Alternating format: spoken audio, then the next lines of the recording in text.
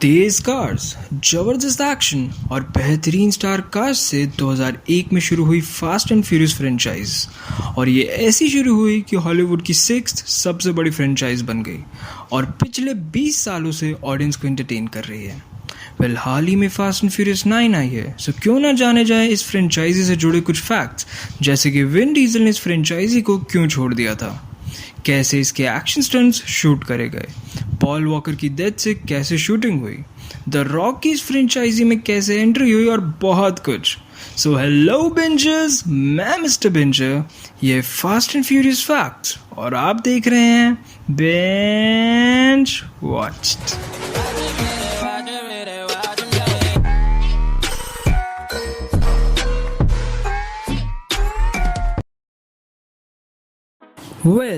The fast and the furious movie बनाने की inspiration 1998 की द वाइब मैगजीन के आर्टिकल रेस एक्स से मिली।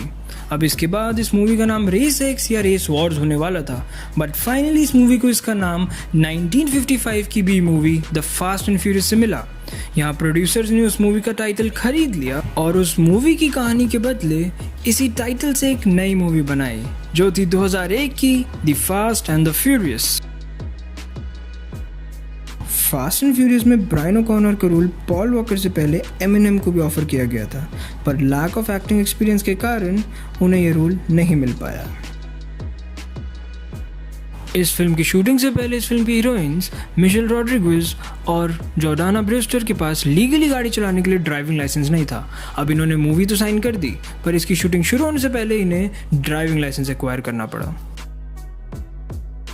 अगर आप गलती से भी सोच रहे हैं कि ये सॉरी नहीं, ये बिल्कुल नहीं, ये और ये भी इस फिल्म के असली एक्टर्स ने करा है, तो सिंपल है, मत सोचो, क्योंकि गलत सोच रहे हो। क्योंकि प्रोफेशनल रेसिंग एक ऐसी चीज़ है जिसे एक दिन में नहीं सिखाया जा सकता, और इसलिए प्रोफेशनल हेल्प तो लेनी पड़ती है, चाहे लीगल हो या फिर इलीगल।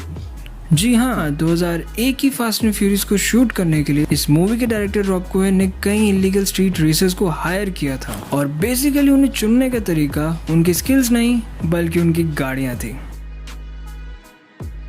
2003 में आया इस मूवी का sequel two fast two furious. लगता है फास्ट एंड फ्यूरियस 2 नाम रखने में दिक्कत हो रही थी। इस मूवी में हमें विन डीजल की जगह पॉल वॉकर लीड में दिखे। अब पिच ब्लैक और ट्रिपल एक्स जैसी मूवीज़ में बिजी होने के कारण विन डीजल फिर से इस फ्रेंचाइजी में नहीं आ पाए, जबकि उन्हें $25 मिलियन तक का ऑफर दिया गया। अब क्या करे भैया, बड़े लोग बड़ी बातें, और उतने ही बड़े फिल्म मेकर्स, क्योंकि फिल्म मेकर्स विन डीजल से एक कदम आगे थे। उन्होंने पहले ही 2 स्क्रिप्ट तैयार रखी थी, एक वो जो डोमिनिक टोरेटो यानी विन डीजल के कैरेक्टर पे फोकस करेगी, और दूसरी जो ब्रायन यानी पॉल वॉकर के कैरेक्टर पे फोकस करेगी। अब विन डीजल की वापसी ना होने के कारण इन्होंने पॉल वॉकर वाली स्क्रिप्ट को चुना, और साथ ही साथ टायरिस गिब्सन और लुडाक्रिस जैसे नए एक्टर्स को इस फ्रेंचाइजी से जोड़ा। अब 2006 में इस फ्रेंचाइजी की 3rd इंस्टॉलमेंट आई, the fast and the furious Tokyo drift, जिसकी ड्रिफ्टिंग ने हमारे दिल को मनाया, पर हम ऐसा ना करें इसलिए हमारा दिमाग काम आया। ड्रिफ्टिंग के साथ साथ इस मूवी को डायरेक्ट करा है जस्टिन लिन ने, जो इसी मूवी के बाद इस फ्रेंचाइजी के एक प्रोमिनेंट डायरेक्टर बन गए। इस मूवी की मोस्टली शूटिंग जापान के टोक्यो में की गई, लेकिन जापान की गवर्नमेंट ने जापान के कई लोकेशंस पर शूटिंग नहीं करने दी, और एक अच्छे एक्शन डायरेक्टर होने के कारण उन्होंने उनकी बात बिल्कुल नहीं मानी और ढेर सारे रूल्स तोड़े इस मूवी की शूटिंग के लिए, और उन्हें जेल ना हो इसलिए उन्होंने मूवी के प्रोडक्शन मैनेजर को मूवी का डायरेक्टर बताया। अब किसी ने सही कहा है, रूल्स होते ही तोड़ने के लिए।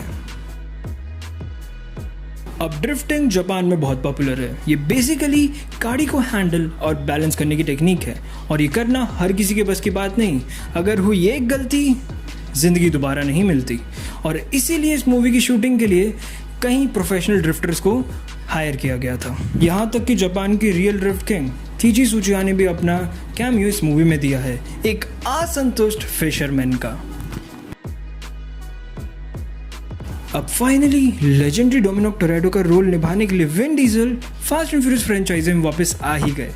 उन्होंने अपना एक छोटा सा कैमियो टोक्यो ड्रिफ्ट के एंड में दिया, पर जितना आसान आपको देखने में लग रहा है उतनी आसान इनकी वापसी थी नहीं। द क्रॉनिकल्स ऑफ रिडिक और पिच ब्लैक जैसी मूवीज की घटिया परफॉर्मेंस के बाद अब विन डीजल ने रिडिक की फ्रेंचाइजी को यूनिवर्सल पिक्चर्स से खरीदने का सोचा, और यहाँ पर इस डील में जस्टिन लिन ने यूनिवर्सल पिक्चर्स और विन डीजल दोनों को कन्विंस कर लिया कि अगर विन डीजल टोक्यो ड्रिफ्ट के एंड में एक छोटा कैमियो देते हैं तो उन्हें रिडिक की फ्रेंचाइजी बेच दी जाएगी। और इसीलिए बिना पैसे लिए विन डीजल ने अपना एक छोटा सा कैमियो टोक्यो ड्रिफ्ट के एंड में दे ही दिया।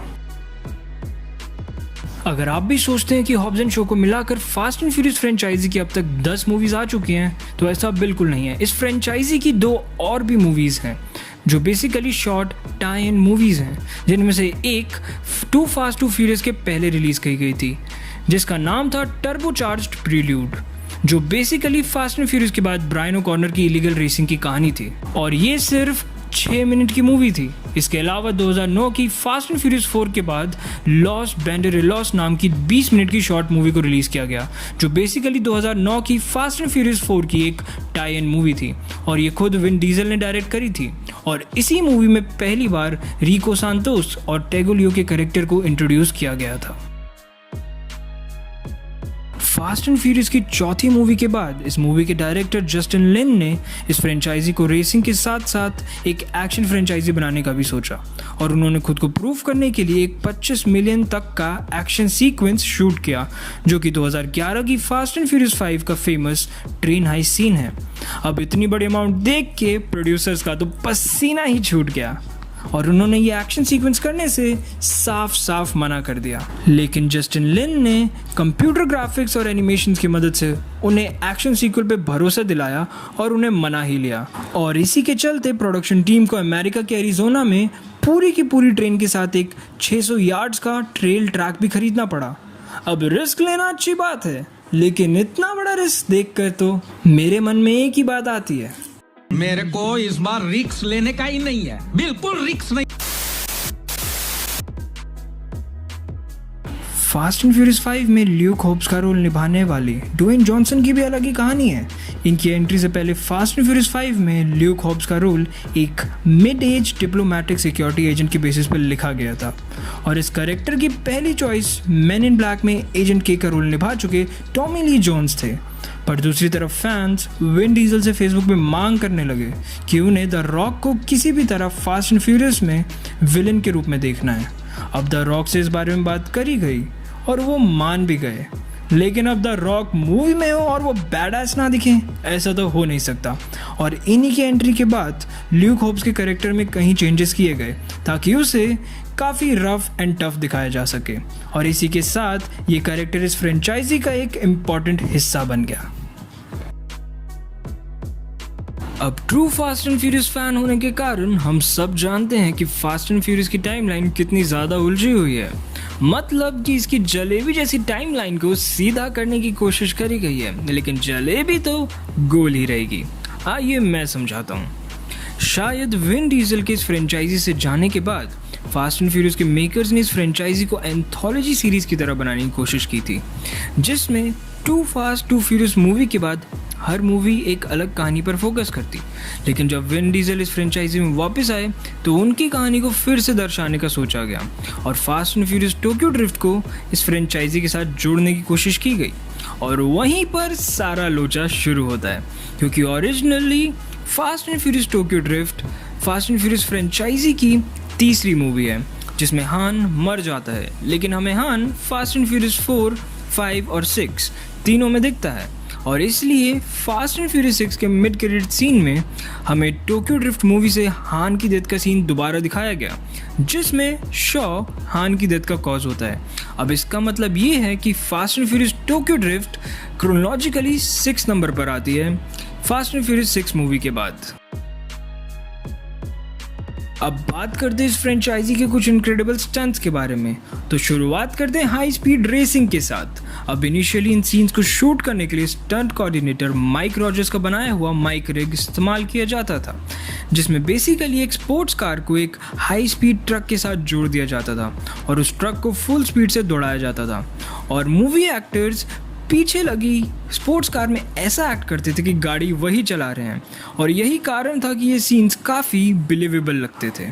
पर फिर भी 2009 की फास्ट एंड फ्यूरियस 4 के टनल सीन को प्रैक्टिकली शूट करा गया था, जिसे बेसिकली एक वेयर हाउस में डेवलप किया गया था, जहां पर उसमें दिखाए गए पिलर और रॉक्स को बाद में CGI की मदद से ऐड किया गया था। वहीं फास्ट एंड फ्यूरियस 7 में प्लेन से गिराई हुई गाड़ियों को सही में ड्रॉप किया गया था। इसके कारण एक आध गाड़ियाँ बर्बाद भी हो गई थी, और इन सीन्स को हवा में शूट करने के लिए स्काई डाइविंग का सहारा लिया गया था। अब इस फ्रेंचाइजी में एक बहुत ही ज़्यादा सैड पॉइंट भी आया, जहां ब्रायन ओकॉनर का रोल निभाने वाले एक्टर पॉल वॉकर की 30 नवंबर 2013 को एक रोड एक्सीडेंट में डेथ हो गई। इसी टाइम पे फास्ट एंड फ्यूरियस 7 की भी शूटिंग चल रही थी। अब मूवी में कैरेक्टर डिमांड के चलते पॉल वॉकर के बचे हुए सीन्स को CGI और बॉडी डबल से शूट किया गया, जहां पर उनके दोनों भाई कैलेब और कोडी की भी मदद ली गई, और पॉल वॉकर की सीन्स को अच्छे से डेवलप करने के लिए उनके कई प्रीवियस मूवीज़ के फुटेजेस को भी यूज़ किया गया, और ये एकदम परफेक्ट साबित हुआ। साथ ही में पॉल वॉकर को इस मूवी फ्रेंचाइजी में ट्रिब्यूट देने के लिए उनकी कहानी को इसी मूवी से एंड कर दिया गया।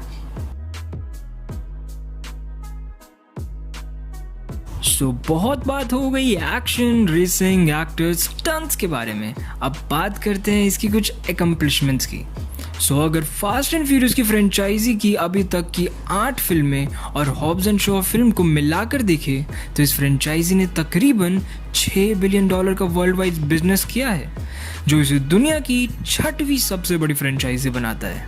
टू बी ऑनेस्ट, जैसे जैसे फास्ट एंड फ्यूरियस के पार्ट्स बढ़ रहे हैं वैसे वैसे इसकी कहानी घट रही है। मूवी में आपको भरपूर एक्शन तो मिलेगा, बट कहानी जबरदस्ती खींची हुई लगेगी। अनाउंस हो चुका है कि फास्ट एंड फ्यूरियस 9 के बाद फास्ट एंड फ्यूरियस 10 और 11 के साथ इस फ्रेंचाइजी की कहानी का एंड हो जाएगा। देखते हैं आगे और क्या क्या देखने को मिलता है। अभी फ्रेंचाइजी एंड हो या ना हो, पर ये वीडियो ज़रूर एंड हो रही है। सब्सक्राइब कर लीजिए ताकि फ्यूचर में हमारे चैनल पे ऐसी और वीडियोस आए तो आप उन्हें मिस ना करें, और साथ ही में चैनल पे आई बाकी वीडियोस को भी देखें। लाइक करें, सब्सक्राइब करें, शेयर करें और खुश रहें। With that's it, signing off. Keep watching. Binge watched.